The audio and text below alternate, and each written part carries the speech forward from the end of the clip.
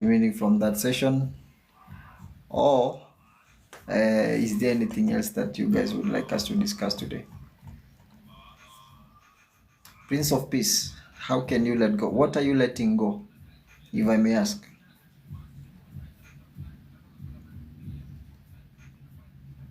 Thanks everyone for joining. Prince of Peace, what do you want to let go?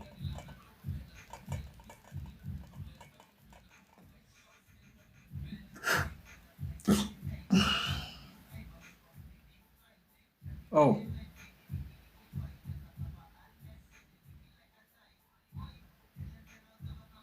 so so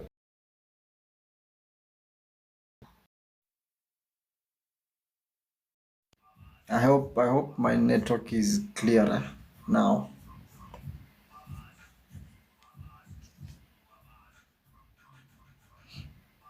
I hope this is better in terms of the network. Um, I think the way, and I am borrowing this from the series Avatar, and when he gets to the part where he's opening his crown chakra, he's told that the only way you can open the crown chakra is by letting even those that you love, you have to let them go. So when it comes to now, that kind of letting go is knowing that one, you will be okay if by any case you ever found yourself without the person or the thing, you will still be okay. And if it's a person, you have that knowingness within you that they'll also be okay, no matter the distance, no matter what happens, they will always be okay. So that's how you sort of start detaching. So you don't need to protect them or to protect yourself or to protect whatever it is that you share. I hope I'm making sense on that one.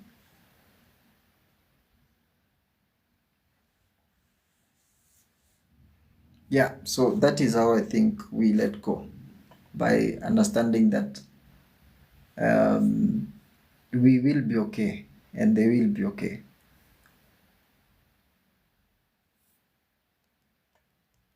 And letting go also gives sort of allows people to just be. Ramdas said something very interesting. He said that when he meets people, he sees them as trees, not because trees don't move, but because if you are to eat the leaf of a tree and it kills you, we don't look at the tree and start blaming the tree and everything. We we allow the tree to be. When are you coming to Mombasa? Very, very soon, actually. Very soon, actually. DM me, Mary. We'll make arrangements for that. Yeah.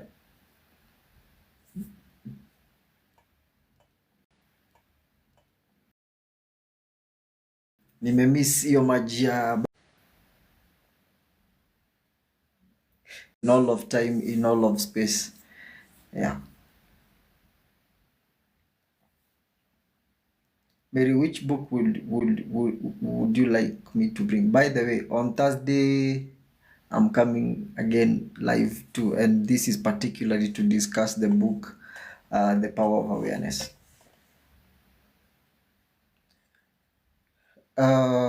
So join me on Thursday night. Join me on Thursday 9 p.m. Yeah, we discuss the book, The Power of Awareness, and how best we can put it into practice. Do you know about crystals and how they can help us in our spiritual journey? Yeah, I understand crystals and I understand how they can help. Okay. Let me see.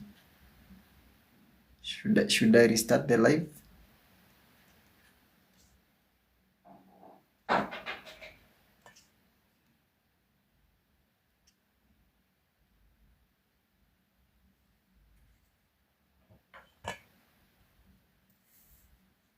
Okay, let me restart. Let me restart the live. Let me restart the live in 1 minute.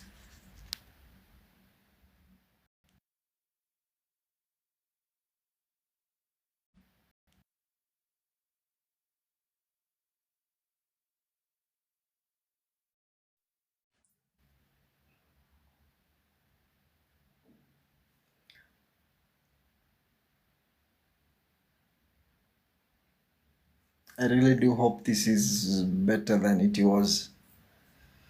Hopefully.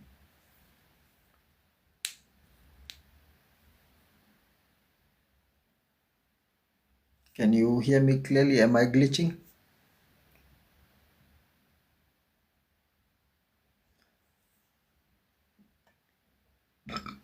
Neo, how are you?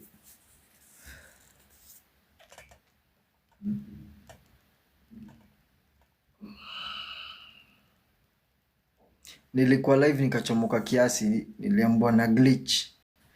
Am I still glitching ama I'm okay?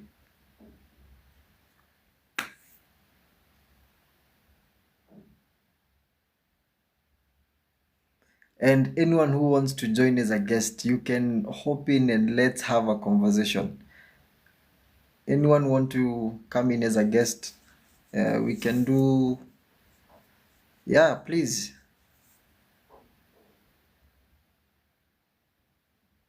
Send your guest request.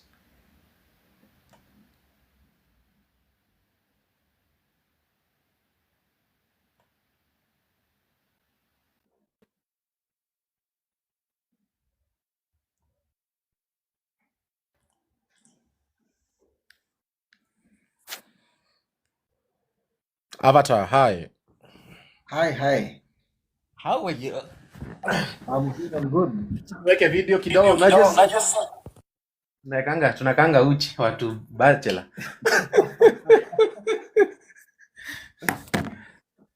Niweke video juu hii discussion nimeona uko nayo. Yaani nikasema nitakutafuta. I was actually in the karibu DM nikuitisha namba. Yeah. I love such discussions by the way. Okay. Yeah. Ulitaka tukidiscuss nini? Mostly in terms of the dimensions that you have, eh? Yes.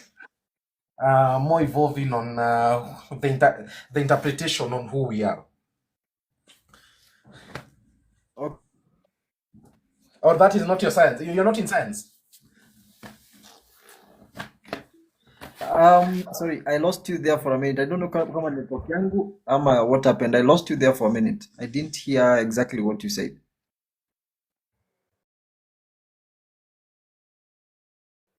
And about the world we are in. Network yako unanipata sahi? I think Every time network your yangu, network just is let me try and switch again. Ni yangu most likely. Na saa hii iko better. Iko better. Amazing. Nime have kuswitch. Yeah. So you were saying about dimensions, right? So there's a book I saw you actually on it. You said about for you to go to the third dimension, you must have evolved through the fourth dimension. I wanted to know your topics in terms of how you relate yourself to your topics, maybe so that you can have that discussion. I can see maybe I'm more of a scientist in a way, personal self-proclaimed scientist. Okay. My factors are. Yeah.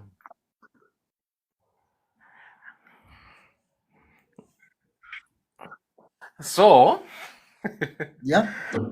there's something that's called the light years, network yako. The what? Network. Yes, it's better. I can hear you clearly. So, let me reset mine. Kuna unaongea nao ndio nikireset yangu nione kama niko na shida. Okay. I don't Yes, think pia ni mimi. sawa.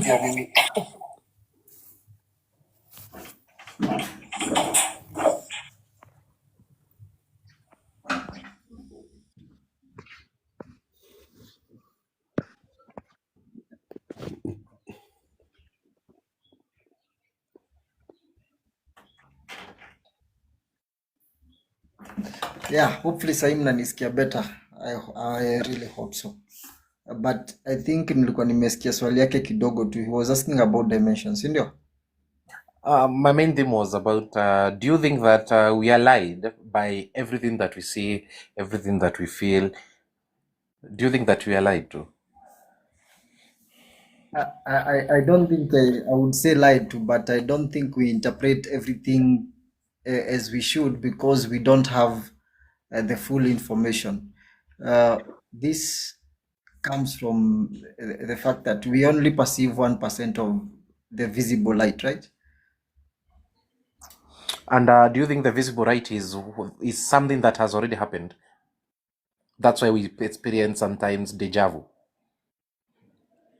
Not that it has already happened. It's just that time is not linear. Because if time is not linear and you think of time multidimensionally, and you also being a multidimensional being, then at that particular time when you have deja vu, can we then say that you're getting access to your other higher dimensional selves that can perceive more than the linear time? So at one moment you are tapped into it, and that's why you can be able to sort of um, have that precognition of what someone is going to say, something of And that sort. That's how I. do you think do you think that we have the same dimensions as everyone else, or do we see clearly as what everyone sees, or what do we perceive differently? Is it that we are coded? Is it that we are programmed? Naturally, what is our purpose here? I kind of think that we are just programmed. I do believe, I'm not trying to disown Yeah. that there is a superior being. I really do believe in a superior beings because I mean, all these cosmos and all these universe, it must have come from something. The light, the time. So what I do believe that when I read Genesis said about let us make, other human beings Yeah. that look like us. Okay. Who was us?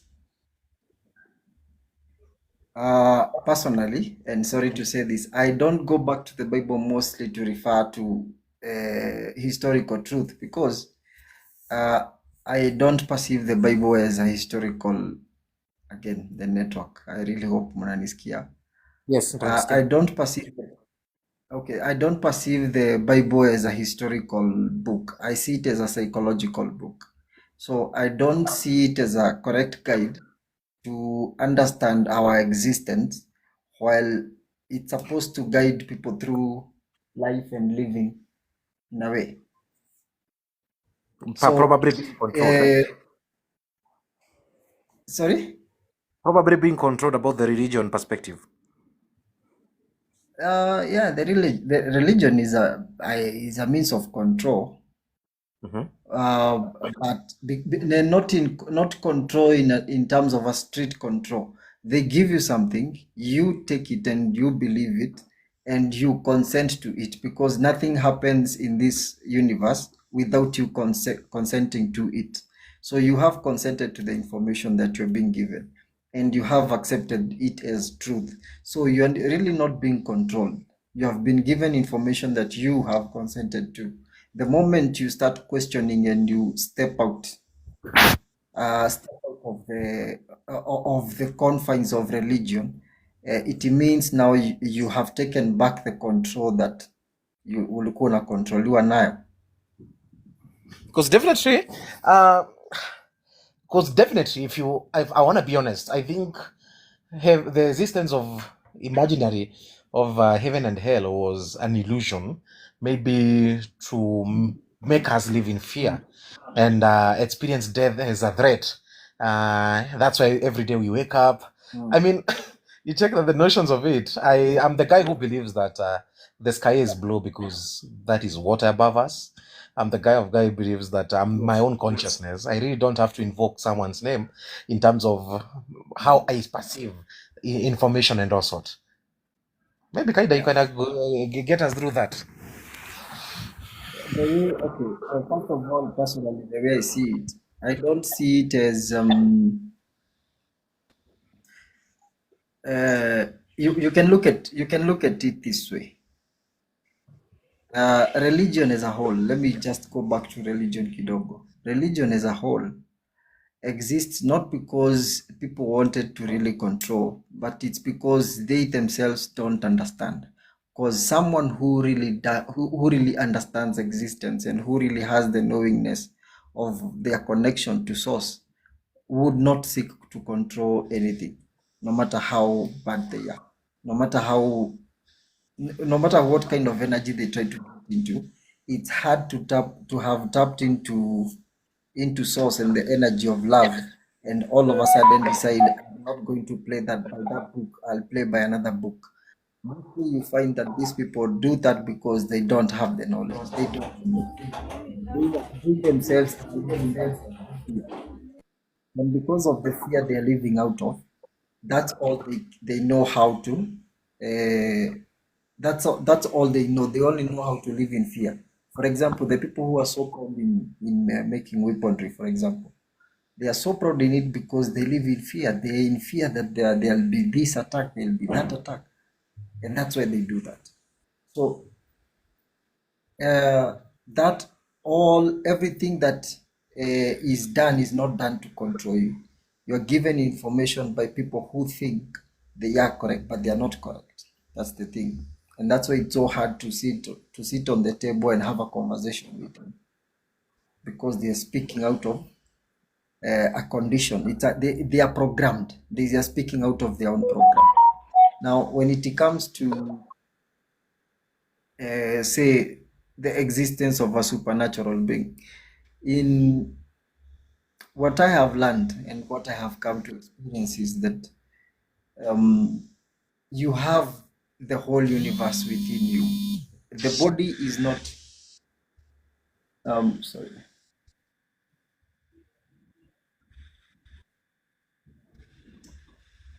I hope you can hear me. The body does not, the spirit does not exist inside the body. The body exists within the spirit, and that spirit is what projects the universe forward. There's a message I said the other day that we are all our own universes. Each and every person is their own universe, and what we experience is just that we share a platform, and that's what we experience in this world. But each and every person is their own universe. What about those people who live Ari in terms of Listen, a little bit of background noise. see Mimi? Okay. Yeah. All right. Yeah. So that's what I think about that. And yes, you see what CK is saying. It's all about the whole existence, your whole life, everything you have been experiencing. It's all about you. My existence is all about me. It's about me. It's about, and that's why I agree with the saying that says, "Be the change that you want to see." Because if there's a change you want to see in the world, you must be that change first.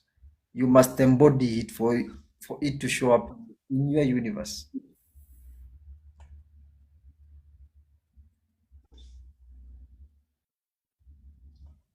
Yeah. I think that that's very clear. I think I love that wisdom, Yeah. and especially you've elaborated in terms of actually Korea Mead. Then the other nation is that what about those people who live Ari? Maybe in terms of I don't know. I don't believe in the sense that ati kuna mtu amekuita ndio maana mtu amekufa and all sort. I kind of think there's some people who don't deserve it. Yeah. Sijui, why? They don't deserve what? They don't deserve that. But there's some people I believe they deserve. I mean, I had a relative who was very sick. Hello? I had a relative who was very sick. Uh, uh, uh, yeah. Okay. And ile uchungu naona huu mtu ako na uchungu sana. I really wish that I hear you. unanipata nanipata Umepotea kidogo. Might still be my network. unanipata Might still sahi by my network.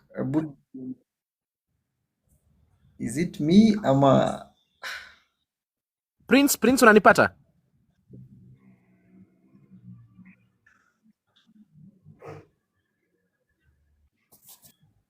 Eh, am I audible? Nasikika? Tafadhali Yes, I niambie. can hear you. I can hear you.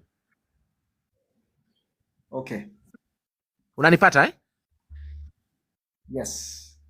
So I was saying, is what is the purpose of it? The people who live are maybe in terms of accidents and also, what's that game of conscience? Is it the chess game of minds or anything? Yet at the same time, when you trying to interpret that, there's a part of you from your soul, and I told you there's a relative of mine who was very sick. She was very sick, yani uchungu, na Yeah. I really wished for her to die for real because aepukane na hiyo uchungu. I wanted to know that whole interpretation before and after. What is that?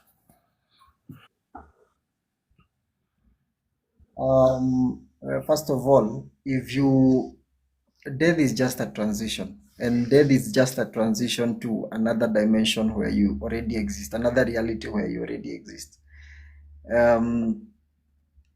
So if you view death as an end, and then there is a waiting period, then there comes the question of someone leaving early, right?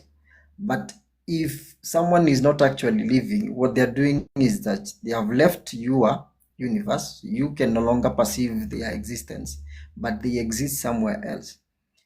When you say that you, say for example, really wanted to end their suffering, you felt that the only way to end their suffering was them to rest. In your universe, they did die. But remember that at every moment, there are very many versions of us that exist. There are more than 1 billion versions existing at any particular moment. So the fact that one in your universe you experience someone's death does not mean that they have died, because energy can never be destroyed and everyone is energy. So what happens is that their consciousness, which is that energy, moves to another existence, and in another time. It may be what we perceive as future, it may be what we perceive as the past. Okay. But why do we cry? What do you? Why do we cry when they are leaving us? Exactly, people cry because there is that connection, there is that bond that you feel. There is a space, there is a void that has been left. We cry because we remember the experiences we had with these people, and the fact that we can never make any more, right? Oh So yeah. that's So why you can never. So in the other dimension, there will be not such existence like my mother, my father, my sister. Is there reincarnation after? Soul reincarnation after? Yeah, life continues. Life is a continuous process. It never stops, it never started, it doesn't have a beginning nor an end, Ah. right? Yeah, because time only applies to the third dimension. That is where you have saa tano na saa kumi. But when you now perceive higher dimensions, then time, where you have a beginning and an end, no longer, as in that no longer matters. So time becomes like a loop. Time becomes, unaweza toka saa tano uende saa nane. You can move from 11 a.m. to 2 p.m. just like you move.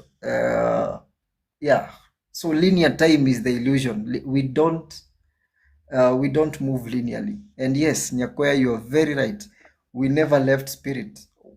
Only a very small percentage of us is experiencing this linear life. But the greater percentage of who we are as spirit is still connected to all that is. I mean, you guys, you are really, I really love this information. I mean, it's so powered, and I just feel it. I just feel Yeah.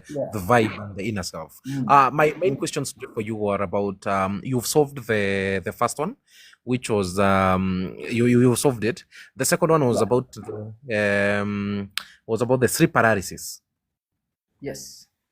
What is sleep paralysis? And first of all, before you go to sleep paralysis, what is a dream? Yeah. Where do our souls, minds, and all go? Yani umelala tu, like your mind is everywhere. Because because my question based on the sleep paralysis is that Yes. I kind of experience it most of the time, and you find that sometimes it happens like mwili yangu inaamka Yes. before the soul irudi. So I struggle a lot to waking up. Yes. And sometimes, let me say, to be honest, and I've never told anyone, sometimes it's painful and namkanga nasikia kichwa ni kama nimechoka mwili kabisa. Yeah. So guide me on that. So allow me to start with the sleep paralysis first. Sorry, what Yes. was the other one? What was the other one? The dream. The transition of dreams. Yeah. Okay, let me start with dreams. Mm. My perception of dreams is, I'll speak the way I personally dream. There are very many types of dreams. There is a lucid dream, that is where you're dreaming, but you're also aware you're dreaming. So it's like you're in between sleep and wakefulness. So, but you're having a dream where you know you're dreaming, so you can control the dream. That's the lucid dream. Then you have dreams that are sort of precognitions, where you dream about something and you sort of, okay, personally for me, I sort of become aware of the fact that this is an event that is going to happen. So there's an innate knowingness that this looks like an event that will happen. Then there is the kind of dreams where you find that it's your subconscious trying to process something that you experienced. So it's trying to go through that process again. And then you have dreams where you are able to tap into the consciousness of other versions of you somewhere else. And as you connect to that, you sort of dream what is happening there. So those are the kind of dreams I think, but there are very many other dreams. But to understanding that a dream is an imagination, that just like life is an imagination, makes it better to understand dreaming. And yes, Nyakwea, you are right. Lucid dreaming is beautiful because I personally find it's amazing, because you are able to just imagine that you're able to control every dream you dream every night. It's amazing. Why do we forget dreams, or you only remember a small part of it? The reason why we forget dreams or only remember a small part of it is mostly because we have not trained ourselves to remember. And the way to train yourself to remember your dreams is by trying your level best to remember the last thought that you had before you slept. If you can train your mind, to remember the last thought that you had every day before you sleep, then it becomes easier to also remember your dreams. So it's a matter of remembering how to remember dreams. Now, when I was talking about lucid dreaming, I was talking about a dream state where you are in between sleep and wakefulness. And sleep paralysis sort of mirrors the same, because it's like your consciousness is about to come back to the body, but the body is not ready for your consciousness yet. So you find that you're in a state where you know that you're in your body, but you don't have full control of the body, and that's where we fall in with sleep paralysis. What I do with sleep paralysis is I take advantage of it, because it's a good time to rewrite your subconscious mind, because at that time, whatever you can feel strongly at that particular time, that's if you feel fear where you're in sleep paralysis, it's so intense. But if you choose to feel another emotion, it will be as intense the same way as you feel fear. So I usually take this chance to rewire and rewrite anything that I want to rewrite in the subconscious mind, and it works every time. So sleep paralysis is sort of when you get in between that sleep and wakeful state. You see, Nyakwea has also shared something she does here. For me, the best way to remember my dream is to set the intention to remember the dream. Yeah, intentions are powerful, especially because they go directly to the subconscious.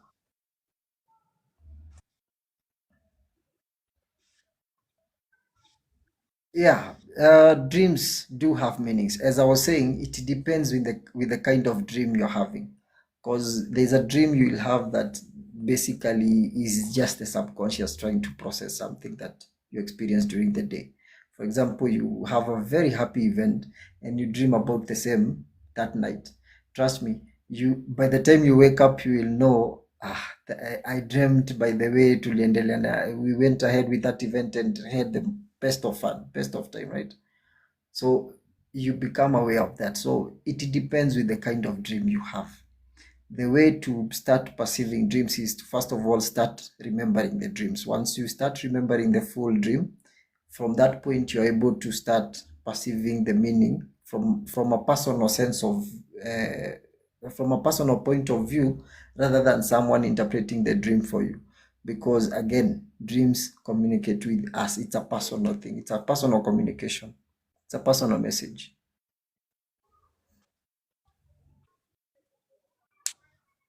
Yeah, life is random for sure. Happy African atheist. Happy is sorry, life is random.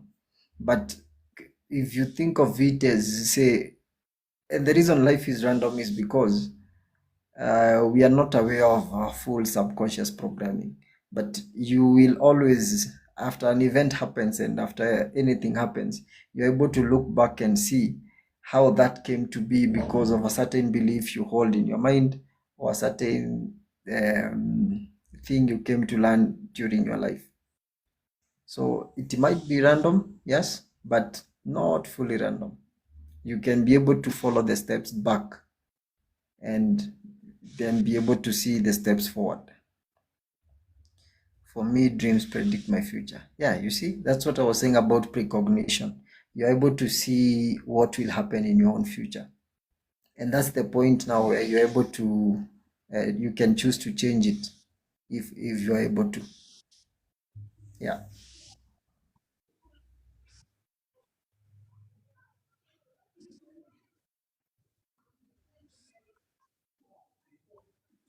Sahari, did I answer your question? Yes, perfectly. So much glad. And just a stupid one, eh? Don't judge me. Yeah. Sorry. Do you believe in the Anunnaki? There's a lot of there's a lot of things we don't know about, we not don't know. One, we have forgotten. I don't know what happened, but at one point in time we started forgetting things that had happened. But you'll find that, for example, in African stories, there is a lot of reference to beings that existed here. For example, in Kikuyu, we have Irimo, and you hear about these very tall beings that existed, and you can hear from the stories and the folklore, the interactions with them. So there is a way we have memory of the other beings coming to this world before, but the evidence and the knowledge and the books that reference this have been banned as in kuchomwa, banned completely from being produced, and a lot of things are hidden for sure. But yes, I think we have had visitors here before. Ah, okay. And the other perspective of about the world, how many civilizations maybe have existed before? Do you think that we are the most advanced civilization, or is it that do you think we are the most advanced?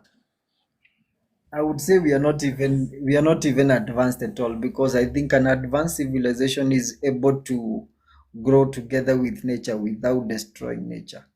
But if our growth and civilization is dependent on the destruction of nature, then we going backwards, sort of, because that's where now you find timeless technology like the ones that have been found in Egypt, uh, clocks that reference the galaxies and the stars even before man had telescopes or anything to go to space with. So I think civilizations have existed that used to coexist with nature so well that they developed a lot of things. And on top of that, to me, civilization is expanding consciousness to the point of traveling using consciousness by location, teleportation, telepathic conversation. I think that is what civilization is, not building externally per se. Okay, you can answer them maybe for the Korean. Actually, I was in that question. How many dimensions do we have, and how do we rotate? How do we direct ourselves to dimensions? Fourth, fifth, sixth. What happens? Are we in existence in fourth, fifth, sixth dimension in this linear time? Uh, if okay, there's a way people have perceived or have interpreted dimensions as physical planes of existence. But to me, dimensions are simply sort of higher vibrations.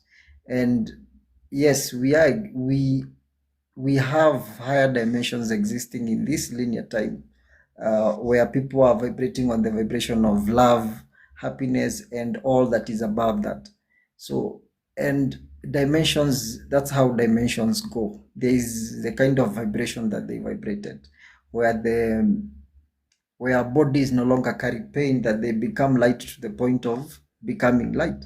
And that's how, for example, monks and yogis attain rainbow bodies, because they have managed to release all density which comes from pain and trauma. I think I've shared before that one of the things I've learned from my many journeys is that we are held in these dimensions, in this dimension, by pain and trauma. So once we're able to shed off all the pain and trauma, then we start perceiving higher dimensions. And as we perceive higher dimensions, we know of an existence where there was a lower, but we are also, it's, there's a way they marry into each other, those dimensions, and they bleed into each other to a point where when as you jump dimensions you don't really notice, as per se, because it becomes the norm. You get yourself where the world becomes so evolved that people perform magic just on the streets, at home. Yeah.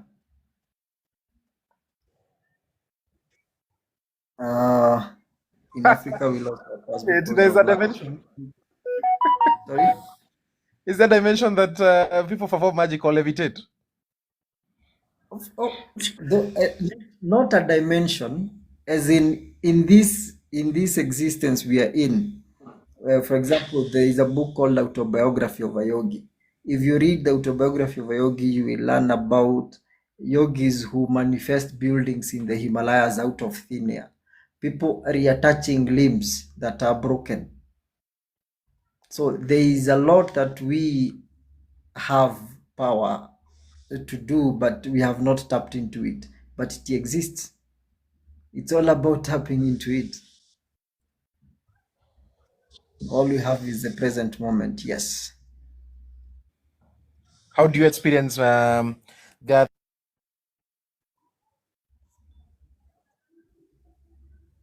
Yeah. You maintain healthy boundaries without feeling guilty? Sorry, come again. I didn't How do you get main, what you. how do you maintain healthy boundaries without, Boundary. Yeah. yes, without feeling guilty? I don't. Interesting. It's an interesting question because a year ago, I would have told you that I have boundaries because I have placed them. But I came to now the realization that people will always appear the way you perceive them to appear. So what you think someone will do is what they do. If you think someone will behave a certain way, they behave exactly that way.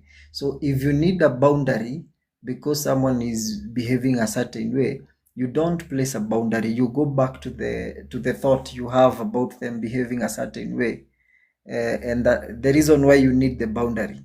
Then you change that, and that person behaves differently, and you don't need the boundary. So I don't maintain boundaries. I perceive people differently, or rather, the way I would love to see them.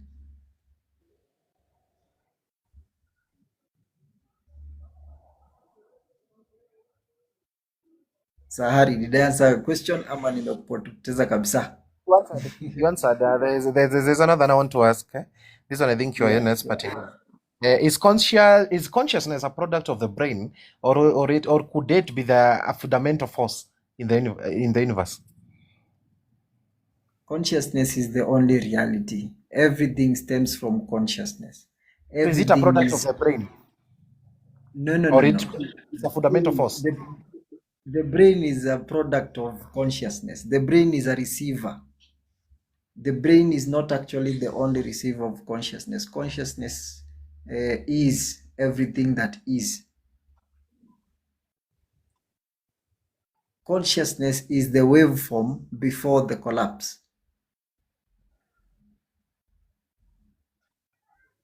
Yeah, Okay. Okay. it's Could the uh-huh. it's the consciousness is what I would in physical terms call primordial juice.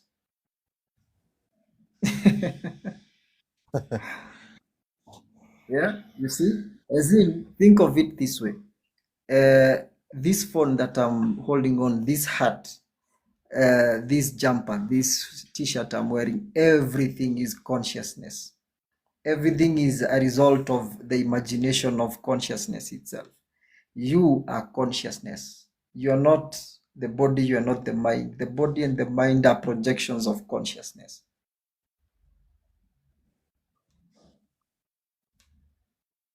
Yeah. I think I asked you in the tests. Could the universe itself be alive in Yes. some way? You see, don't think of the universe as physical. The universe is not physical. The physical world is a manifestation of consciousness. Yeah. So if consciousness is the one that has manifested itself as the physical world, then uh, the premise of everything become consciousness. So it's to consciousness that you even go if you need to change anything.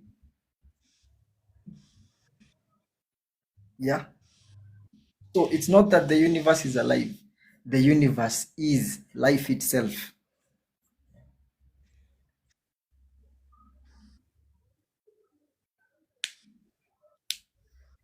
Queen Shi, let me explain. You see, the moment you think about someone, and this is what we were discussing the other session, the moment you think about someone, you have these small mental conversations with them. If you can be able to catch those conversations and change them, that is where you start changing how people appear and how people behave. If you imagine someone akikwambia a certain thing, imagine the direct opposite, and that is what they will tell you, because you are the master of your universe. Remember that. If parallel universes exist, how might that change our understanding of destiny and free will? Think of it this way. This is what I was saying about now. This brings me to what I was saying about the waveform, right? You are the observer. And the moment you observe something, you observe the wave, it collapses into reality, into the physical reality. So the moment and this is now let's come into destiny and free will. Free will is that there exists that waveform that you can choose to observe and it appears the way you observe it. That is what free will is. That you are the observer. Free will is that you can choose what to see. And that is why we say when you change the way you think about things, the things when you change the way you see things, the things you are looking at change as well.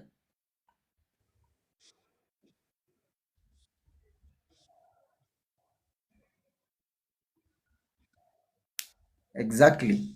The past, present, and future they are all existing here. There is no past, there is no future.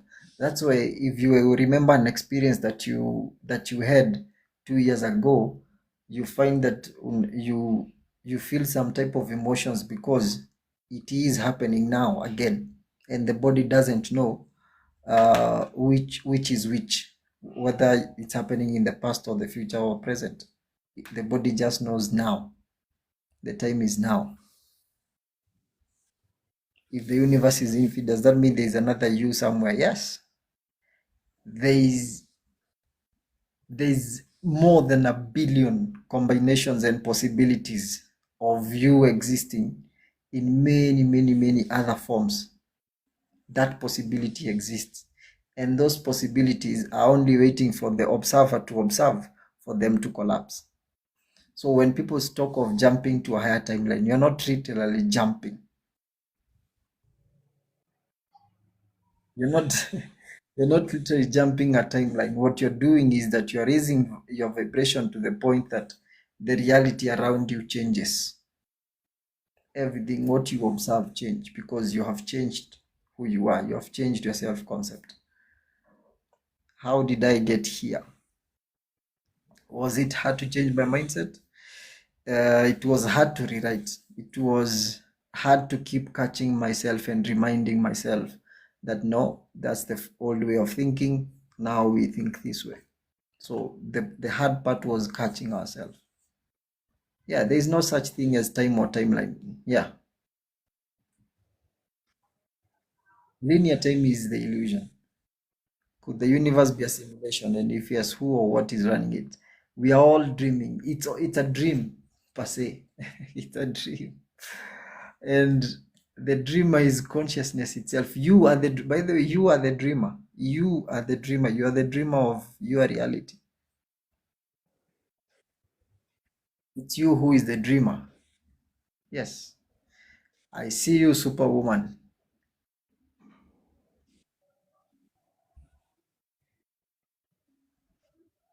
You are the dreamer. Whether I'm a real human. Kwa nini?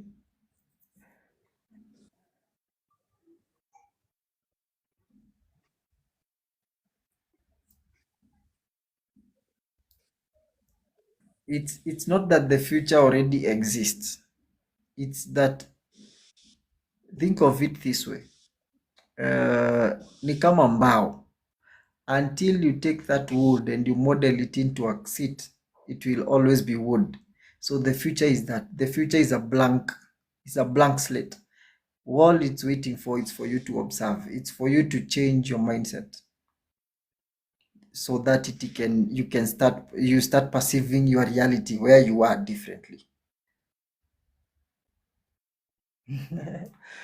Yeah, everything breathes in and breathes out. Yes, CK Koril. Yes, this is he is asking, do you believe that you are me and I am you, but we only vibrate differently in one consciousness? Yes, everyone is a version of me. Even the worst person is a version of me. And the best I can do when I observe them is understand how would a being that is pure love turn into that? What would trigger a being, an entity, someone who comes from source, pure love, become so bad that all they do is create pain?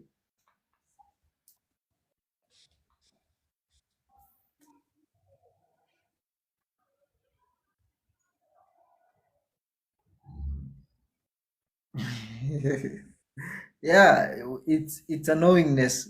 You I was telling someone the other day that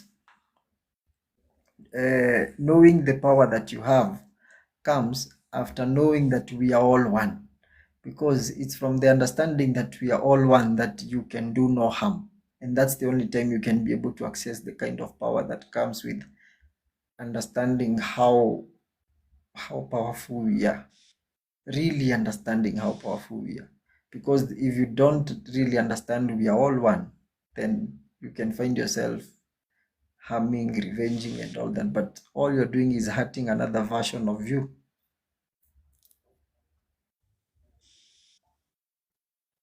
Hakuna God's will, hakuna God's will kitu gani? You have to will it into being. There is no good and bad, just a difference in vibration. I was just trying to explain the way people perceive good and bad.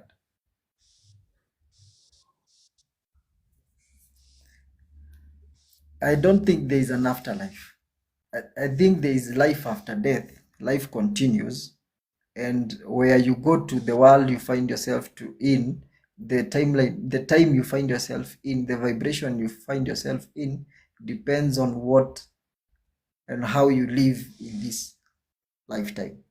So how you live in this lifetime is what dictates the kind of life you experience next. Because you see, where you go depends on your vibration. It's like a magnet.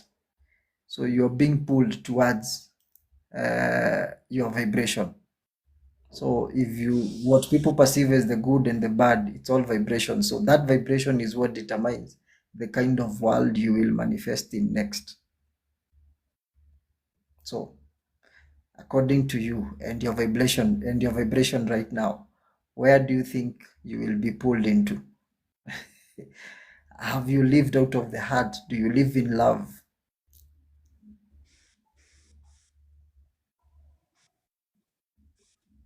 Not that the universe could remember all life that has existed.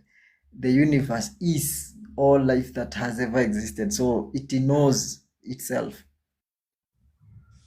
And we are all it. We are all that is, and all that. Everyone is all, is the all in all. And we are all in the all. It's kizungumkuti haya.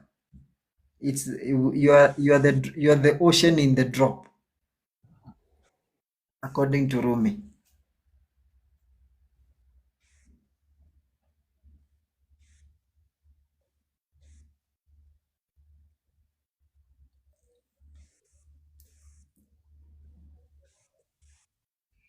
And have you ever heard about fractals?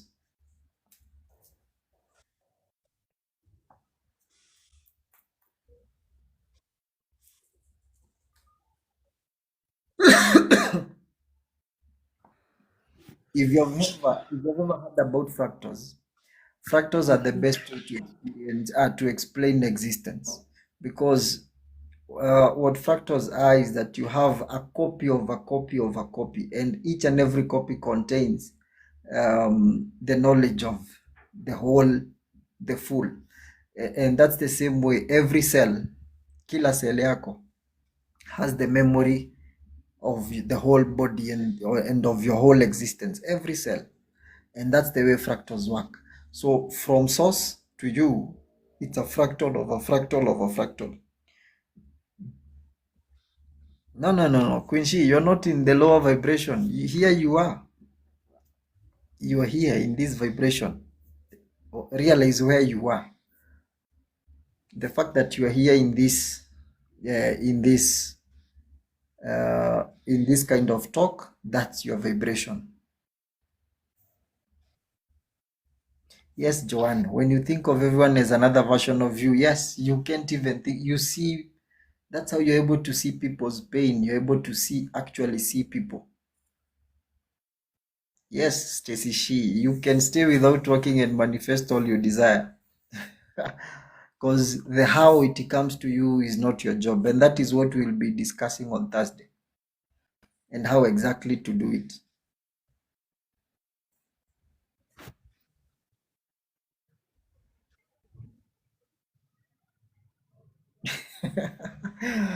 Hii ukiuliza pasta, unaitiwa nini?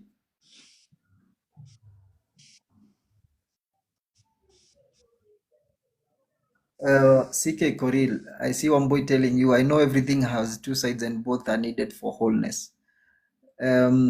This is what Alan Watts explains with the yin and yang situation, where the black is the backdrop for the white.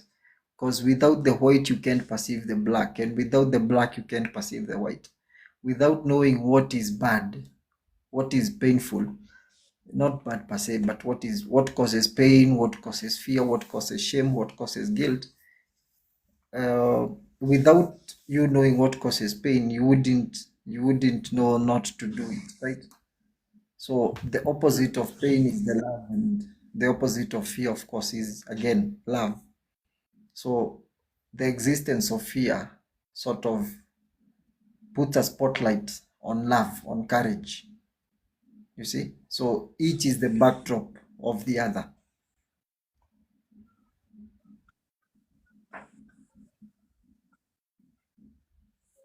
my point of view on our ties to the Milky Way being the source.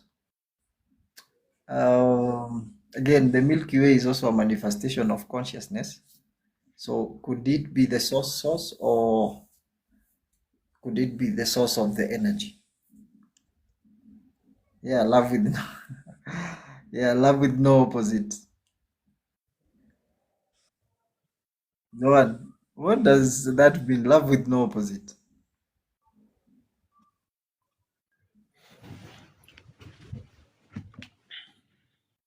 Yes, it's very much possible, Stacy. She Queen. Yes, as in whatever you want. You see, the hii mambo ya tuliambiwa you have to work hard to do all that. It's all bullshit. Allow me to say that. But you can choose to work because the field that you find yourself working in is what you're passionate about. That's the best thing. You are doing exactly what you love. But where you find people telling you wait after two job yoyote ufanye because of the money, then that is what people call selling your soul, because you're doing something you definitely don't like. It's crushing your soul, but you're still doing it for money.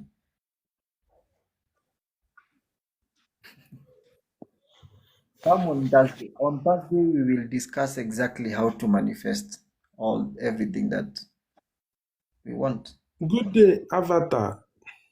Yes, Prince of Peace. How are you doing? I'm doing good. Okay, I asked you a question before. I Yeah. want to know more about crystals and how can it help us in our journey. Yeah, so that is what I was saying about crystals, is that crystals can help you balance energy, because you see crystals they are made like diamonds, and they have their own state of vibration. They have their own vibrational frequency. Personally, if you can, I don't know whether you can see this. This is a vibrational. It's a therapy machine that produces terahertz waves. It is built using crystals, and it is used to heal a lot of things. So crystals, yes, they can be used to heal. They can be used to change our energy and our frequency and vibration. Okay. It depends with the frequency of each crystals and the format with which they are being used. Okay. Yeah. Okay, I will chat you because of that book I want to order. Yes. Yes, please feel free. Yeah. Yeah. Oh, Okay. you selling Thank you some very much. books? You're selling some books? Yeah.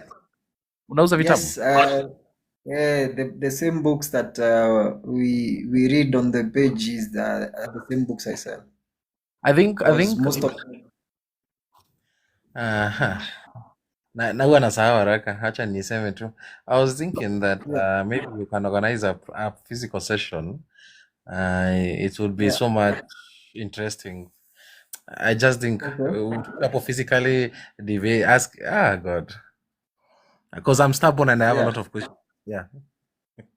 Okay. I think it's something I've been thinking about doing, and it's definitely coming up very soon.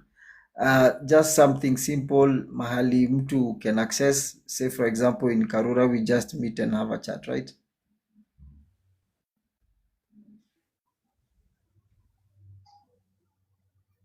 Yeah. Yes. That would be possible. Karura, yeah, I'm looking forward for that. Yeah.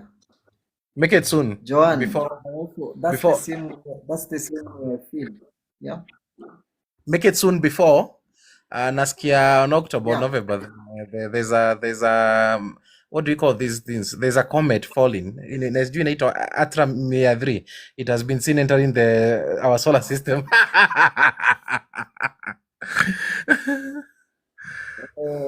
It is definitely not in my universe.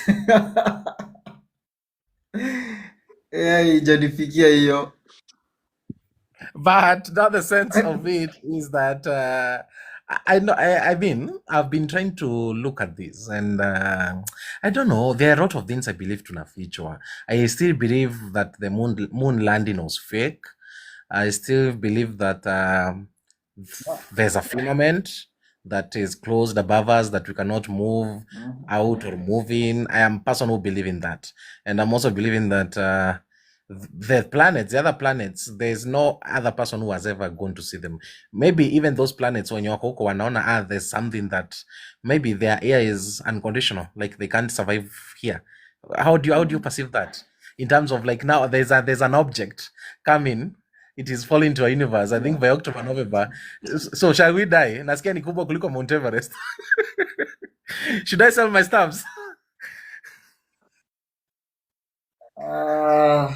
To be honest, I had someone mention it, and my first thought was Operation Bluebeam. For those who know Operation Bluebeam,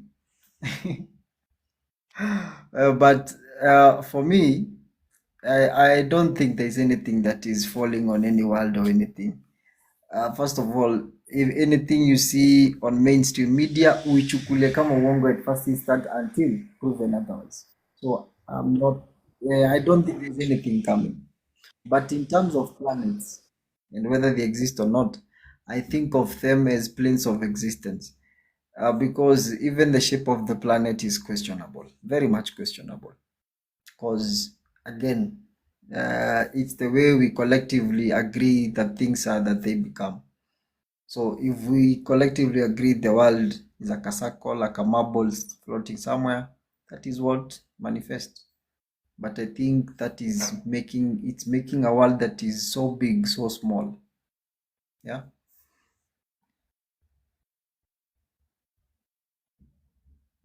All right. It's okay. What about the Operation Fishbowl? Why? I think it was supposed to be 1952. Why were they sending nuclear nukes to the atmosphere? Was it really to test the atmosphere, or was You're it? talking about the firmament. Yeah, the firmament thing. Yeah. Uh, okay, my perception of the firmament is totally different, and allow me to explain it this way. The ocean, in the ocean, the fish do not know they're breathing in water. All they know is they breathe in something in the atmosphere and they get here. They don't perceive it as they are in water and there's something outside huko nje. We perceive this as air, right? But if you really think about it, it might be another state of water, and that is what we breathe in and we breathe out. It's another state of water. Whatever the waters above and the waters below, so the waters below is the ocean. So because of the density, the difference in density between what we breathe in and the ocean water, that's why there is that they can't mix. Then the waters above us also change in density, so the waters we breathe in and the waters that are above us are different, and that's why they can't mix. None can go into the other. The air cannot go into the ocean. Whatever is above us cannot get into the air. And that is what now people perceive as a firmament. Really? That is what I have come to perceive after thinking and astral projecting and whatever it is. Yeah. Well, so I think I'm so much addicted. I think ile siku tutafuatana na wewe sitakuachilia. Na utaniambia kwenye tulitoka hata sisi. Tutachunguza. Can I ask a question? What role do our ancestral lineage play in our spiritual lives? This is by Otis Beauty. I hope you're still around. Allow me to answer that now. Personally, the way I perceive ancestors is this way. Think of it as for you to be here, there has to be thousands and thousands of people who married and gave birth to children who married and gave birth, and all that chain mpaka wewe. So your DNA is as a result of all that, and your DNA carries the memory of that whole lineage. So the way you're connected to them is one, through your DNA. Now we go deeper into science,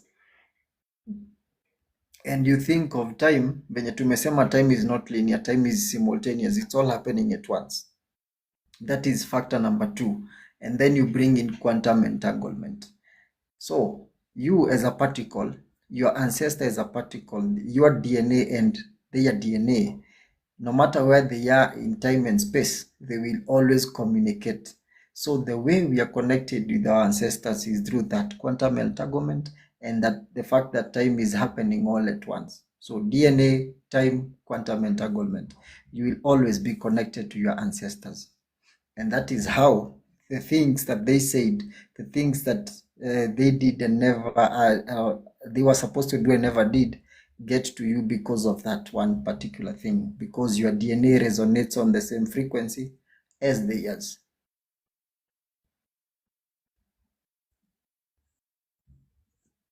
Yeah.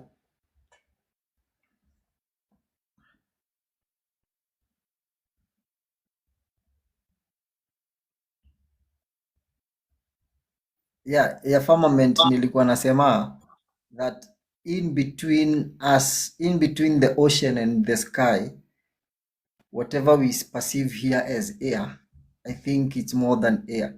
It's basically a certain form of water, and that is why buildings zero rot, because they are actually in water. Otherwise, if it was just dry air, it would never. And that there is moisture in the air. That is something we have always been told. There is moisture in the air. That moisture is the liquid. Is the liquid we breathe in and we breathe out. So we don't breathe in actually dry air.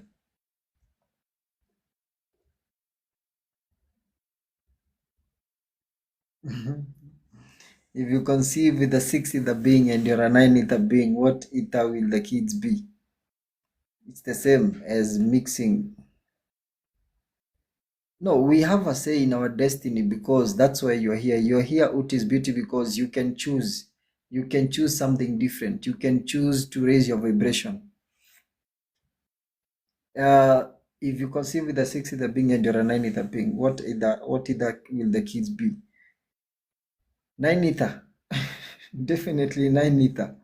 Have you ever seen, but it starts disintegrating as generations go on. So a black and a white can produce a melanated being, but a non-melanated being cannot produce a melanated being.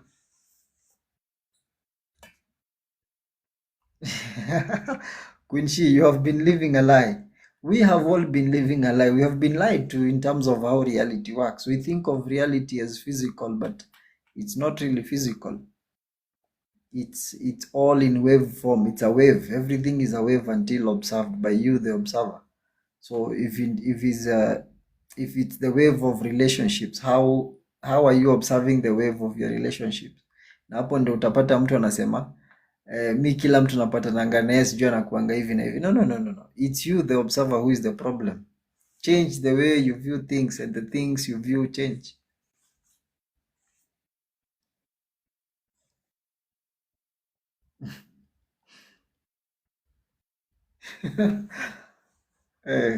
Queen Shi, welcome on board. Welcome on board. Yeah, Utis Beauty, you can ask a verbal question. Feel free.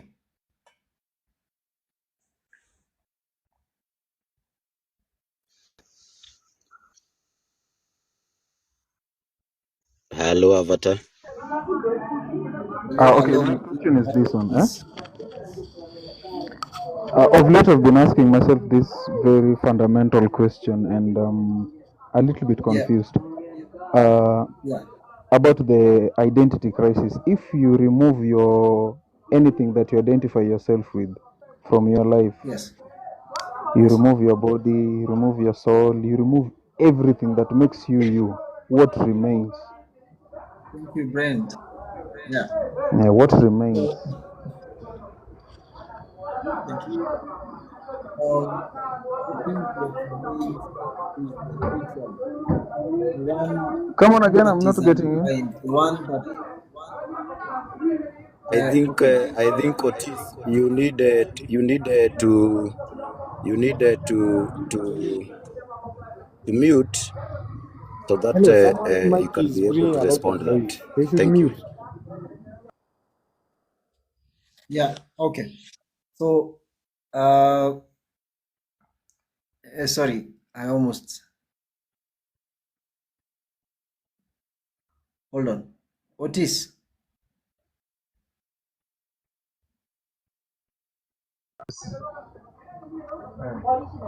Yes, hello. could you? I wasn't hearing you clearly. Could you repeat your question? Oh, okay. Let me repeat it again. If Mhm. your name is removed,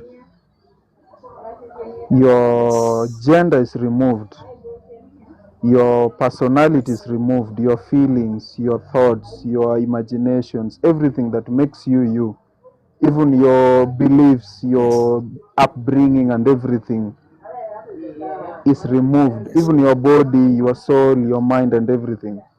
What remains Mhm. there? After all that has been Okay. taken away, what remains? Um. This is what. Yeah. Okay. Now, yeah. So this is what I was talking about. Consciousness. Consciousness is all that will always exist. With the unformed, the unmanifested, consciousness is all that remains. So and that is where you now come to the inner standing, the inner knowingness that you are consciousness. Because the moment you are born, before they saw that it's a boy, let's name it this way. That that was that the self was consciousness before it was told, this is what you have been born in this town, you have been born in this family. What remains is consciousness. And now consciousness goes forward to have life experiences. And from that point in time, you start experiencing life not from your personal identities, but from consciousness itself. And that's why Joanne, for example, was saying that they don't hold any feelings towards anyone, because ashafika to a point that she understands that we are all one, we are all consciousness. So when consciousness remains, you go through life experiencing life as a gift.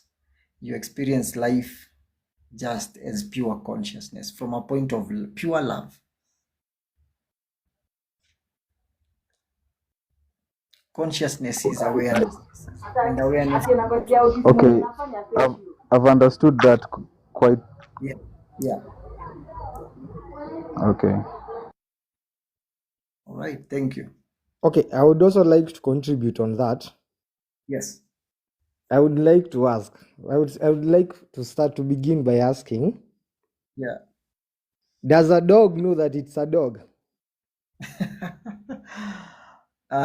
Just because it doesn't verbalize, it doesn't mean that it is not self-aware. Yeah, but it just lives the life that it was created to live as a dog.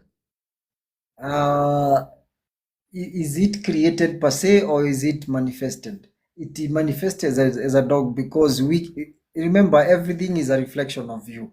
So even that dog is consciousness. So it is conscious. The only thing that it doesn't have is the what we have, the third brain. Yes, the frontal lobe and the prefrontal cortex that helps us now sort of navigate the way we navigate through consciousness and reality.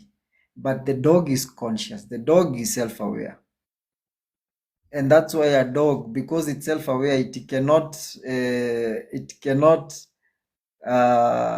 have a kid or have a young one with a goat, because it's self-aware. It knows it's a dog.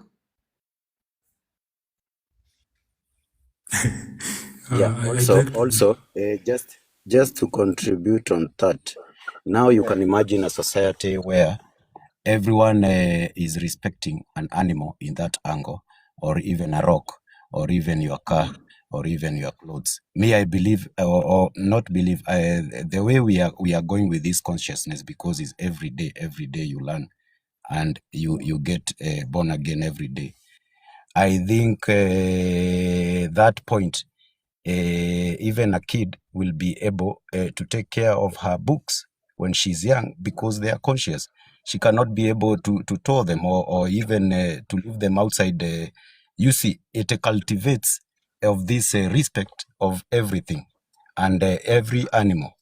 So that is also my thinking, and I'm very, very, very honored to be here and to see that, guys, now we are going to the next level of knowing ourselves, and to see somebody like Avatar, you know, coming to the like here in TikTok and talk about it, and we are in Kenya. I think that is a very good thing, Avatar, and we are the people to grow each other. And also, you see, is about us. When we are conscious, it does not mean that we are not wrong. But when we are when you are conscious, me, I think to myself, we will be the salt of the world, because we will, mtu mwenye ako conscious ataweza kufanya kila kitu venye inastahili. So with that, I also believe also conscious people, that unconscious people should not, like for instance, we should be able to be ahead. Like for instance, even in terms of money and fortune and business, because we are the salt. Because to me, I get a question when somebody is not conscious, but he's doing very well in life than me. Then there is a question. So I think it is about that, and it cultivates from the small details we do every day up to where we go. Thank you so much. Most welcome. Most welcome. Okay, I'd like to add something, to ask two questions from the speaker who has just been talking. Yeah. One, what is your definition of consciousness? Two, what do you mean by doing well in life? You know, what is your measure of doing well in life? I would like to answer him on the definition of consciousness. I think the definition of consciousness is really simple. It's just you being aware of yourself. That is consciousness. The moment you know yourself, the moment you know that I exist, then you're conscious. That is the consciousness. That the act of knowing yourself. Yeah. Also, can I answer about doing well in life? To me, how I see doing well in life, number one is happiness, and number two is abundance. As in, I also don't believe in the idea of when you are getting money or when your business is doing very well. It is the idea of working so hard. So I don't believe in that. So happiness, and then the other one is abundance. That is how I see on myself about happiness. But I'm also happy to learn with others. Thank you. Let me just hijack the microphone. Yeah. I'm sorry, I've been holding my breath. I'm not sure what you talked about before you got to the conversation of consciousness, but I'm so curious to know. Hello, everyone. I hope everyone is holding up great. So I made a video earlier today. If all the consciousness conversation is new to you, that's the main thing I talk about, of which let me just reiterate. Let me assume no one knows and just share my mind. I think it's all the same. So what does not sit right with you, you can ask a question or just rectify. But in order to understand consciousness, you have to understand the subconscious as well. You realize that you have your conscious mind and your subconscious mind. You as an individual, your conscious mind is the everyday you. Every day you wake up, what you choose to do, that's you being conscious and choosing to do whatever it is you do. It could be work, it could be your whole venture, or it could be take it how it resonates. Subconscious, on the other hand, it's what runs all the things that you're not worried about. For example, you don't think about how many times you blink. You don't think about the way your heart pumps blood to your body. You don't think about the way you process information. That's entirely run by the subconscious, which represents 90% of your brain capacity as well. So to be conscious, and I heard we were also talking about a dog and asking if it's it's conscious. So everything, first of all, classification, this is primary science. We have living things and non-living things. When it comes to living things, humans are the most advanced technology, and I call ourselves technology because that's what we are. We are avatars. We are vessels for consciousness. What really matters is consciousness, and consciousness now is what represents God. Consciousness is not man-made, it is God-made, and that is where God is. So, just to take it further, all the animals you see have consciousness, but humans, we have two levels. You have your consciousness as a mammal, and then you have your consciousness now as your most evolved version, now as God. Hiyo ndio unaonanga, you have an angel and a devil on the shoulders. It's always in a personal conversation going. You're always figuring things out. So your lower self represents the devil. Now, everything material in the world, you need your vessel, or you need your human, you need yourself. But then you represent a spirit or a soul. You've lived for many lifetimes. You've lived throughout since existence, since creation began up to this point in time. That's why aspects like death, those are not conversations that will ever see an end, because we don't really, there's no ending. We just transition and then wait for some people have to wait for thousands of years to just get a vessel.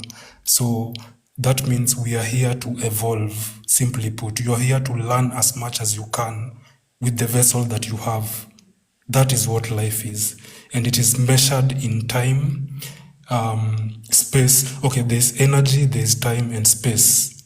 All of these things are your resources. So the video that I made today was speaking about 7 areas of life. You realize that you're not just chasing spiritual fulfillment. There's the physical, there's the mental, there's the spiritual. Now that's the Trinity. That is within you. There's the vocational or career. That is now your work and a measure of material. And then there's financial, family, and relationship. 7 areas. So when you are too hyperfixated, for example, you have money problems, you're going to see everything, all the problems, because we are in a universe, and what happens is what you lock your consciousness on is what the universe gives you more of. So if you have money problems, the universe is going to, as I summarize, is going to just present to you more problems, that because your belief is set on that, you believe that your worth is tied to money. So money is actually what is more valuable to you. But truth is, you are the one creating reality. So any your mind to, you hear attention is currency. What you pay attention to is what manifests. I believe, well, first of all, if that were the case, then you would believe 100% in survival. Survival now is the pursuit of material, quench or satisfy what you need. I think to just conclude, I can just say, you never really get there. The more you know, the more there is to learn. So, and someone who is conscious is not biased. You understand where people are coming from, so you know that no one is perfect, including yourself. And the actual work that is there to be done is you becoming a better version of yourself. That is what we call evolution. Now, if you choose to fix it on religion and say, this is all I want to believe in, there are still 6 areas that you've not covered. If you choose to cover 4 out of the 7, there are still 3 areas. So there will always be work to be done, and that is the truth. Thank you, guys.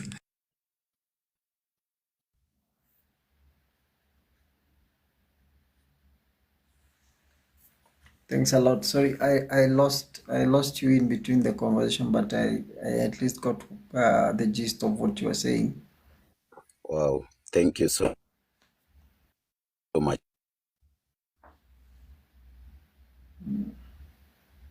Yeah, from our side, it was very clear, and that is a very powerful, talking. To me, I want to ask the person who have just talked. What do you think makes somebody to take time like 1,000 years, as you have said? Because then with that, we are able to know what is the advantages of being cautious and walking this journey. Thank you. Okay, thank you so much for that question. You are going to make it complex, but I think you're able to follow. If you are here, you are not just ordinary.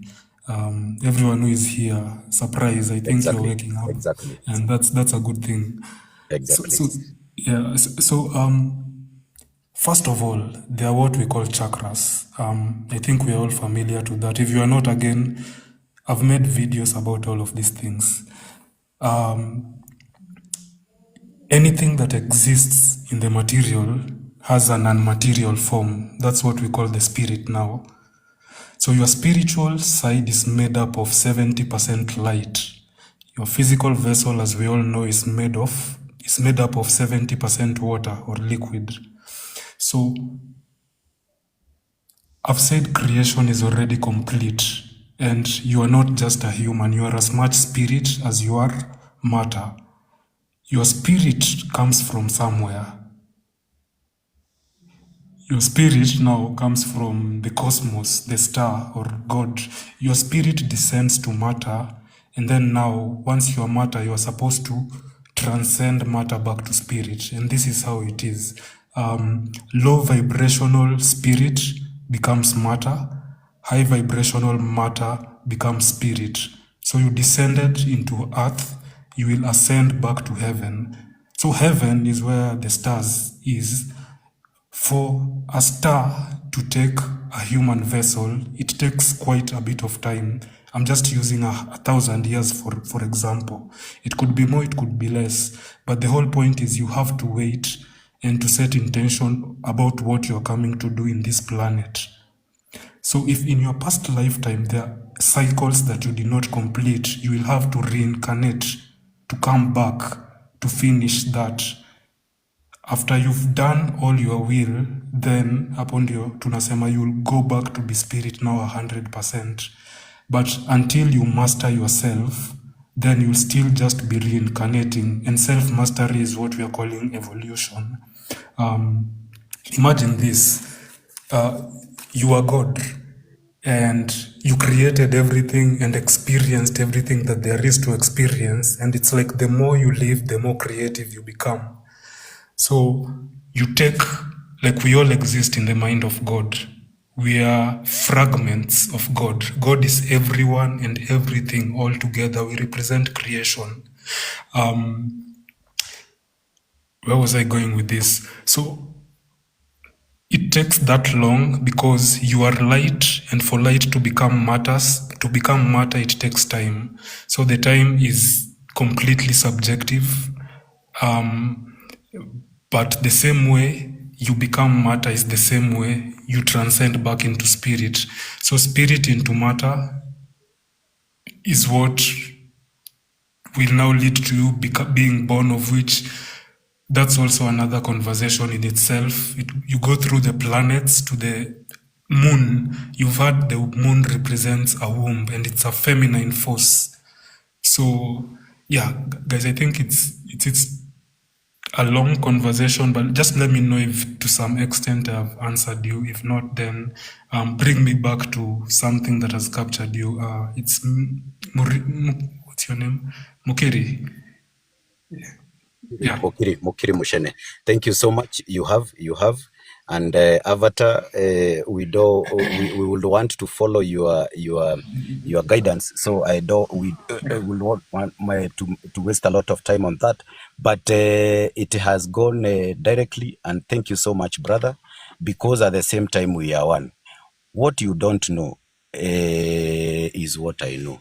And what I know is what you don't know about this journey, and you will find it very smooth. That when, like for instance, the speaker who had just spoken, every word is flowing inside your ears and in your heart, and that is how me I know that is the way forward. So thank you so much, and asante sana. I have something to sort of say for regards to what the African has said. Personally, I don't view time as linear. So when it comes to time periods and space being factors to existence, I sort of step away from that because for time, for material, for the planets to make sense, for the moons to make sense, there must be time. For time to make sense, you must be perceiving a beginning and an end. You must be perceiving time linearly for a lot of these things to make sense. Now, when you step out of that confines of linear time and time becomes a multi-dimensional thing, then you immediately also become a multidimensional being, which means you exist in more than one dimension at the same time. And again, not even at the same time, you exist in more than one dimension in all of time.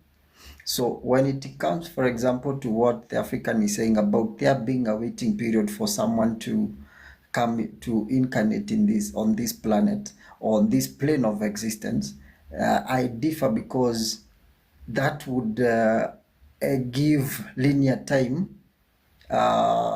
It would mean that linear time supersedes who we are as beings. Again, this ties into what the Africa was saying about stars manifesting into human form and the fact that it takes 1,000 years. Again, right here where we are right now, you and I might be existing in higher dimensions as planets, as planes of existence, as stars, as black holes, or anything else in this existence. So a part of you as consciousness might also be living somewhere as something else right now as we speak. So when it comes to linear time, you might see it as 1,000 years of waiting, but when it comes to the multidimensional self and multidimensional being, then yes, and the fact that time is simultaneous, as Stacy is saying here, then you go beyond the confines of linear time. And linear time is what the institutions of this world are based on, is what astrology is based on. Because astrology, for example, only makes sense when you put time as a factor. Yes, for a certain plane of existence to be at a certain angle at a certain time, you are using time to make that assumption. You see? So when you go to everything that is defined by linear time, when you go beyond everything that is defined by linear time, you get a higher overview of all that exists. And when you perceive the whole of existence from the fact that you're not only existing in the linear 3D, then everything else and how you perceive everything changes. Everything changes. How you perceive the way we transitions from death to life, from life to death, the role of different things in terms of life. For example, when you go back to the Egyptian and the way they say the path of the soul and everything, when you perceive you as a higher being than the confines of time, then your existence goes beyond the confines of time. I would also like to add that, in my own understanding, Yeah, there is no time. yeah, There's just now. yes. Time for me, time is just something that we had to create for ourselves to measure change, for us to be able to perceive change. You see, the world is just but change. Living is just but change. So I think for man to measure change, he had to come up with time. But in my own thinking, as the creator envisioned, and time, the only time we have is Yes, now. yes. Like the way you are trying to put it, like the only reality is now. What is happening all over? What is Yes. happening in space? What is happening in the stars? What is happening in the moon? What is happening in our ancestors? So everything is happening right now at this moment. There's no like, yeah, right? Yeah. Yeah. Yeah. Yes. There's no like yesterday, there's no like tomorrow, there's no like 5 p.m. I think the only thing that we can say there is seasons. We can say there is Yes. morning, there is noon, and there is evening. There is a rainy season, there is winter, there is what, but there's nothing as time. And actually, allow me to add something to that point you have just said right now. In the African time system, we never used to have time the way the West measures time. For example, you go to most African communities, you'll find that time is named in sections. In sections, for example, you have the breakfast section. There's a name for it. You have the lunchtime section. There's a name for it. In the evening, the mid evening, every part had an event named to it. So time was named as per events.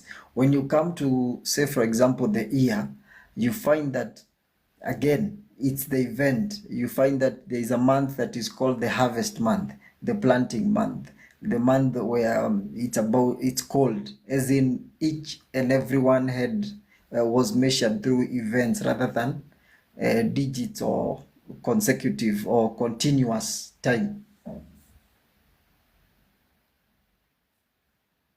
The other thing that I Oh, also wanted to point on was, a minute before, the other guy had said about reincarnation. Yeah. Okay, personally, I believe that we only live for 75 years, 70 years, 50 years, which according to the age of the universe, that is very negligible. Yeah. I don't believe that the creator really created us for us to just live 75 years, or for us to just live 70 years. That is just the human perception of time. But if you look at it in the creator's perspective or in the universe perspective, that is very little time that is really very little duration for us to be created. So what I believe that life is a test. The creator brought us here, the creator placed our souls in bodies because we are spirits, right? No. We are not these bodies, we are spirits, we are souls in these bodies. So personally, I believe the creator placed our bodies in our souls in these bodies it's for us to be tested. And that's why this test takes a very short time. This test doesn't take even a very long period. This test is very, very, very quick. So, But you see, Muthi, yes, when you say that you have gone to you have gone back to linear time, okay. because as you exist now, then all other versions of you are also existing, right? It's just that you can't perceive them all at once. Yeah. Okay, but okay, you will excuse me for just using the word time because we have to use time because we created it. It's okay. It's okay. We'll just have to use it. But I know you Yeah. are getting my reasoning. My reasoning is there's no way we were Yeah. created just to live for 70 years. No. There's no way we do it for 75 years. There's something else. And that's where now comes my definition of reincarnation. Reincarnation to me is simply life after death. It's just that we try to put it in very, very many ways. But to me, reincarnation is simply the life that the soul has. I don't know whether I'll still use the word life, but reincarnation is simply what comes after the soul separates from the body. Or where the soul goes to. And the age limit came with the West. Actually, we never had an age limit in Africa. This age limit came with the Westerners. I ask a question in regards to that. Yeah. Hello. Yeah, go ahead. as you guys were discussing the time thing, a certain very long question was forming in my head, and now I feel like I wanna ask it. Uh, back in Sunday school, we were told that though I stopped going to church long time ago, but back in Sunday school, we were told that God knows everything, God is everywhere, and God is forever, right? Yeah. Yeah. So my question actually comes from that. I tend to believe that all of us we are God, because even Yeshua himself said that we are all sons of God, and if someone calls you son of somebody, then definitely you've got some essence of that somebody, right? And that makes you partly that person. So we are partly gods. So my question, in regard to whatever the previous speaker was saying, that we are in this life as a test, saying that 75 years is just for that 70 years or whatever that time he was talking about, is just for the test. So my question is this one: if we are God, meaning God gets to perceive reality, or let's say the world in our own, the way we perceive the world is the way God perceives the world. So I fail to understand how comes we were created or placed here for a test, while at the same time we are that God, and that God experiences himself through us, because we are God, and it's like we are experiencing the world through ourselves. That's why we were told in the Sunday school that God is always there. God is forever. He was there, he is here, and he will be here. That means, as much as since the creation of the world, or since the creation of reality, life has always been there. And God tends to experience himself through life. So if we say that 75 years is just for the test period, I fail to understand what is bringing that up. Mudei, I'd like to take it. Actually, let me take this from you. Maybe after Whispers. Whispers, do you have anything? It's just you who has not spoken. Okay, I'm not sure. Guys, Yeah? yeah, I just love the flowing and listening to you guys. I'm trying to catch up and I'll talk after you finish Sasa, thank you. the African. Thank you. Tumesikia sauti yake yako hapo. So let me speak it from what Mudhi said about the age cap being 75 and us being here as a test. I think all of us were here when I was mentioning something about converting matter to spirit and the reverse. So you've all heard of the 7 deadly sins. So you already represent vices, you represent an imperfect person. So that means you can't be here to be punished because you are already imperfect. You know, there's no test, there's no punishment, there's no catastrophic thing that is going to happen to you if you don't do whatever it is you've been told you have to do. You know, you're just here living. Time, as it was said, is a measure of change. The past, the future, and the present have to be there for you to measure progress, or for us as humans to measure progress. Well, we didn't have calendar, there was the moon. The moon, at least Africans, we used to use the moon, the stars, you know, the sun. We used to use natural elements to measure time. And we can all agree, or maybe some of us have, wanaitwaje, those old people who are maybe even older than 100. Those people are there. So back to what Otis said about now Sunday school, the only way, and this I just knew after now maybe my spiritual awakening, the only way God can be omnipresent, omnipotent, and all of those things is he, if he is already within you. So spirituality will tell you that God dwells within you as you, meaning that heaven is in your mind. People underestimate the power of imagination. Imagination is not childish. It's not something that is just being done by people, I don't know, from Disney or all of that. You have to imagine the kind of life you have to live so that it manifests.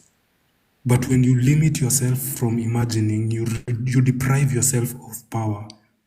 All of us have a void within us, a lack of something, and we'll try to attach anything that makes sense to that lack. And you realize it's not a physical thing, it's a spiritual thing. You realizing that it's more than just you. When you get to where we are getting to, you realize that we are all one, we are all connected. And everything, good or bad, is just neutral until you give it meaning. When you're giving things meaning, you're either approaching it as God or as the devil. So you can't complain about having challenges constantly coming after you and you're asking like, God, what have I done? It's not God. God is not there. It's you. You are paying attention to what you do not like, and in such you see more of that, and your life becomes difficult. So I think let's pause. So we are all just called to pause, be still, and realize that solutions come to you in form of ideas. When you get the right idea and you feel good about it, the feelings are also things that are rubbished, but they're more important. Feelings are your nervous system interpreting the kind of thoughts you are receiving. So when you feel bad about some certain thoughts, it means that don't do that. When you feel good about something, it's just communicating for you to do that thing. And life could be just as simple as that. But I think because of all these rules, all these things that have been handed down to us subconsciously, sometimes we don't realize just how much we are depriving ourselves of experiencing the kind of life that we want, I think. Yeah, thank you guys. Awesome. Thanks for sharing that. And you said something about feelings being the key. Just as Neville Goddard saying, feeling is the secret. It's the way we deeply feel about ourselves that manifest outside, that manifest in our lives. The self concept is the key. Mudhonika Goma. Can I add? What did you lose you? Can I add? Sorry, Mudhi, yes, please. And what is feel? What is this feeling that you're saying feeling? I used to think that it's a knowingness. There's two kinds of feeling, right? For example, you have your phone right now. The feeling that you already have your phone is not an emotion. It's not an emotion you feel right now. It's a knowingness that if we were having a conversation, a physical conversation, and I ask you where is your phone, the next thing you do is check your pockets or check the surroundings because you know it exists within you. So if you knew, say for example, your highest desire exists, and I was to ask you the same, where is it? You would actually just look around because you have that knowingness within you that it already exists. So that is the feeling number one, the knowingness. Then there is the emotion. And when you now can use emotions or the energy in motion to push your manifestation forward, or rather to bring it closer to you. And the way you do that is, say for example, when you are using imagination, the way the Africa was saying, imagination is just not fantasy, it's everything. When you're imagining something and you're not just imagining, you are viewing yourself doing it. Say for example, you want to go for a visit to the coast and you want to use the plane, right? For example, you're sure utashuka ndege, you will actually alight that plane. So if you are able to imagine yourself alighting from that plane and you see yourself going down the steps and you feel your legs walking down the steps, that's the feeling that you're supposed to get. That feeling of you walking down the steps, how the wind blows against you, how the jet engine sounds like, how, as in how the weather feels like, everything. You have to use your five senses as if that imagination is happening right now. And when you tie it to that, and then you now boost it, you add an amplifier to it, and an amplifier is an emotion, say for example joy, gratitude, and you tie it in with joy or gratitude, then you sort of propel it forward even more. So you start with what you want, you know what you want, you imagine a scene that you're sure would happen if it was to happen, and then you have that knowingness of that you are not just imagining, you are actually feeling it happen. Remember, your body does not know the difference of what is happening now or what you're imagining. Your body knows it is all happening now. So your body takes in that thing as a memory. And if in the mind it shows that it hasn't happened yet physically, the subconscious goes to work to make sure it happens so that the event can match what you have just coded.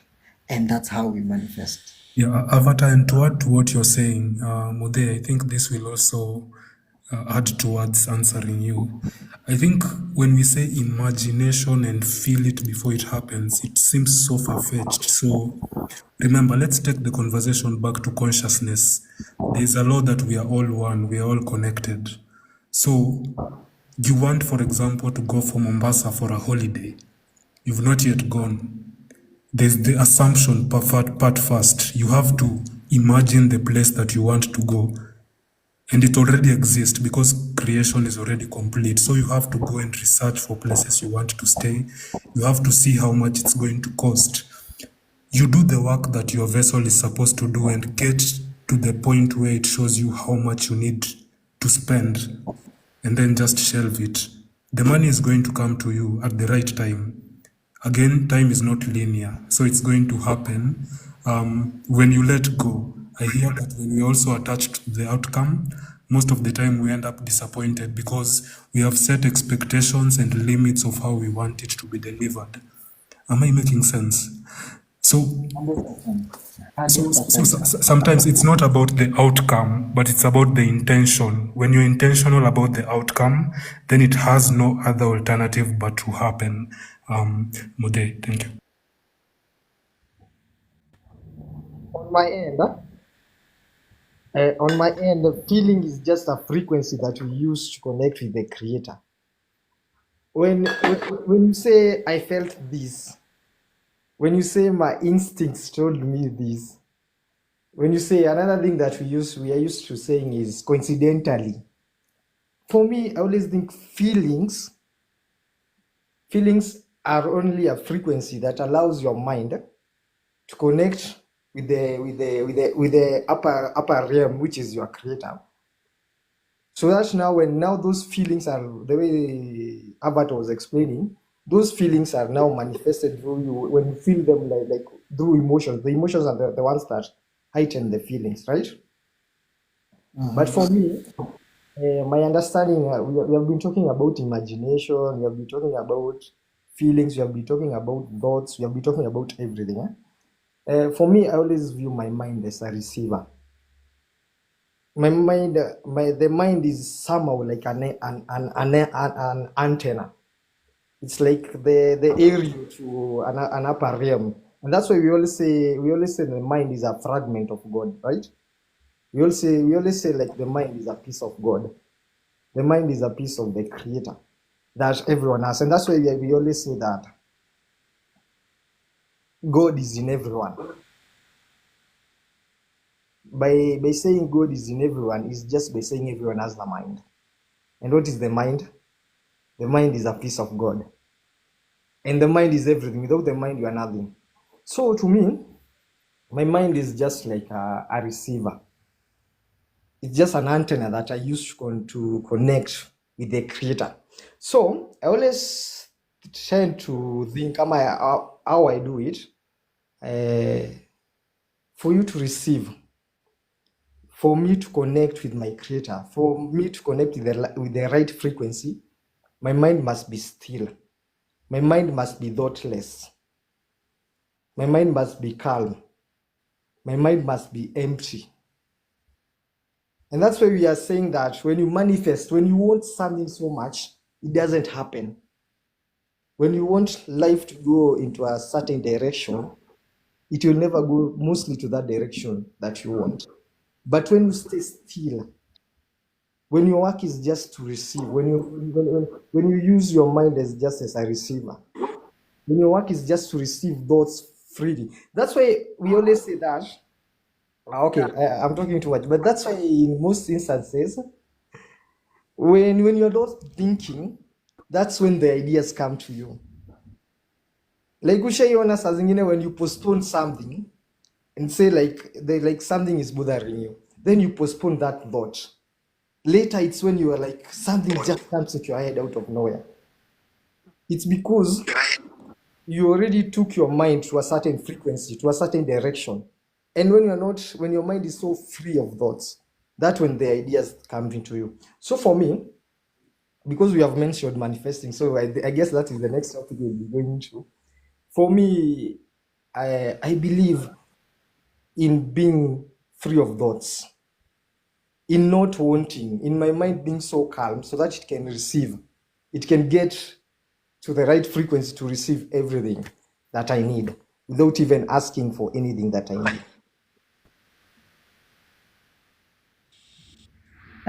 Modi, can I add something on what you just said? I've come to understand that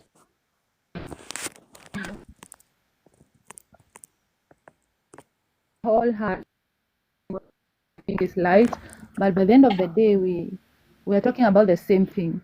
According to my understanding, what you're trying to say is having in mind that my network, oh my God. What you're trying to say is that having in mind that consciousness is a state of being. You can hear me, right? Being aware of yourself, Yes, your yes. thoughts, your surroundings, and your existence. We should view it like this: like we are the full package of anything that we want, just like the way the Africans saying that we got everything inside of us. That's when he spoke about the chakras and how it works, how they work. And I believe that having everything inside of us, we don't need a lot. All we need is to align with that specific, frequency. Just aligning. At the same time, you can align to maybe money frequency, but maybe you're still in 3D. You're still in physical reality, where you're defined by duality, material focus, fear. So you will not really vibrate at that frequency correctly. So I think as long as you are trying to vibrate to what you want, or trying to align with what we should, align with, we should also focus on the stages we are in, because you might be in 3D and you have all this knowledge and you're doing zero work. So, because like when I listen to the African, is very far when it comes to the understanding. He has been to 3D, the physical.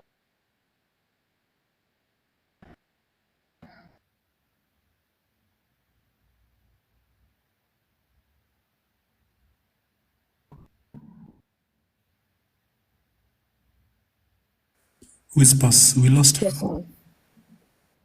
Oh God, my network.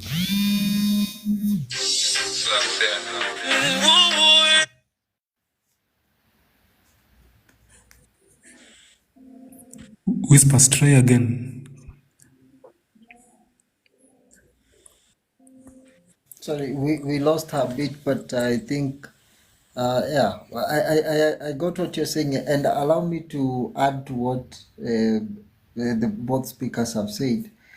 You see, Moti, I think we have different stages of manifestation, right?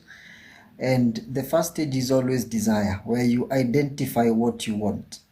Now, once you identify what you want, you go to the next step where you start now the imaginative process, where now that is sort of the creation process.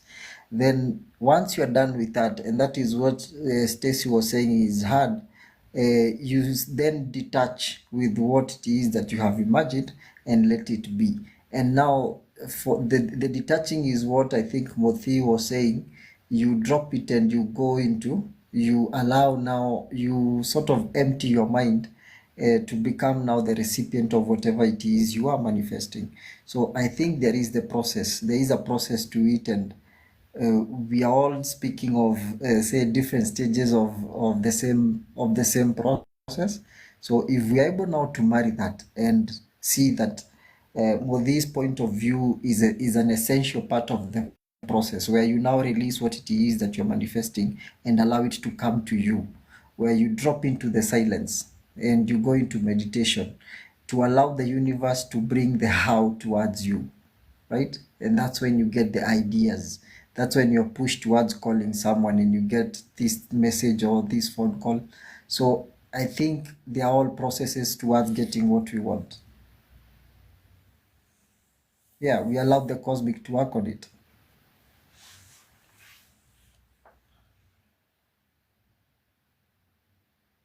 Yeah. Does that make sense, Muti? Yeah, makes sense. So we've said now there are three stages. First, you desire something, Yeah. but you have to desire something that is realistic. No, that's the point. You don't have to be realistic, because realistic means limitations. Because when But, you see, but Yeah, I always see some Mother, people when you say manifesting things that realistic, what cannot do you happen. mean? yeah, You can't sorry, just manifest anything. you can. There's no limits, man. You only get as much as you allow yourself to Yes. believe. I think there's a movie out there called Thor, where this guy has a hammer which no one else can hold. And you realize it comes from worthiness. When you believe you can hold it, then you hold it. Same goes to life. Like, the only limit is your imagination. Like, you are here to make the impossible possible. That's the miracle that we talk about. And think about it. What can be impossible for God if God is already within you? You created everything. Then Exactly. it just narrows down to your beliefs. What you believe your worth is what you're going to go after, and it's what you're going to get. If that makes sense. Okay, but my issue is, I always see sometimes we can be very overambitious in our manifestations, and that's why maybe people would say their manifestations don't work. Because maybe you are overambitious. You can't just be overambitious in your manifestations. What is of ambitious? What is the limit of ambition? Who sets the limit of ambition? I know you are getting my point. Like, okay, I know I you're get your trying to point, say, but I get your point, and I think what we can agree on is, um, it's good to measure ourselves and know what is agreeable with with us at the point where we are at, and then we work on two things: manifesting that which we are agreeable to, and at the same time expanding that limit, so that if you are okay with the prop box, now you are okay with the Prado. So if you're manifesting a car, kama Probox ndio ilikuwa mwisho, now you expand that to a Prado. You get what I'm trying to say? If you find that, wow, so I have resistance against a Prado, why do I resist a Prado?